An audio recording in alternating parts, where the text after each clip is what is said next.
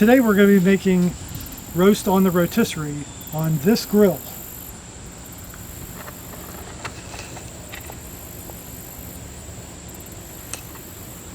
But before we can do that, we have to convert that grill into a rotisserie grill. But there's a twist. In order for me to do that, I'm not allowed to spend any money, and I have to use whatever junk I have in the garage to make that happen. So as soon as I come up with something, I'll bring you all back and you can see what we've done. Okay, so we're back, and here's what I actually came up with.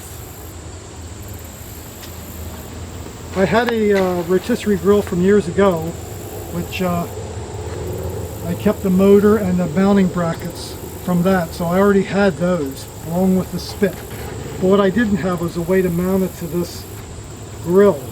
So my best option was I had an old shower curtain that was in my garage, so I cut that in half, and I had some weights, 25-pound weights that I used to use when I weightlifted, and I used them as the bases for each pole.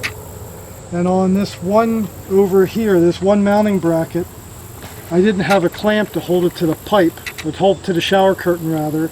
So what I did was I just used a receiver from an old door lock and used that, and it seemed to work. So it seems like it's working.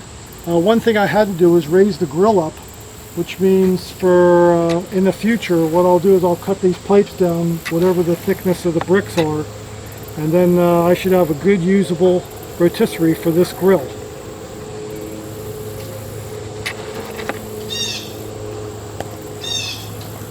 Okay, the rotisserie roast is done, and this is the actual result of 2 hours worth of cooking. As you can see, the outside is nice and brown with a nice pink center. It's nice and juicy, and that's exactly how you want to make roast.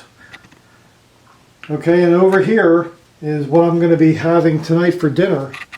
I'm going to be having a piece of the roast. Also, I didn't tell you guys, but I also made these herb and garlic potatoes as well on the grill.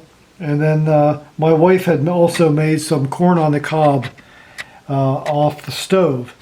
So if you like what you see, please subscribe and hit the like button. Thank you.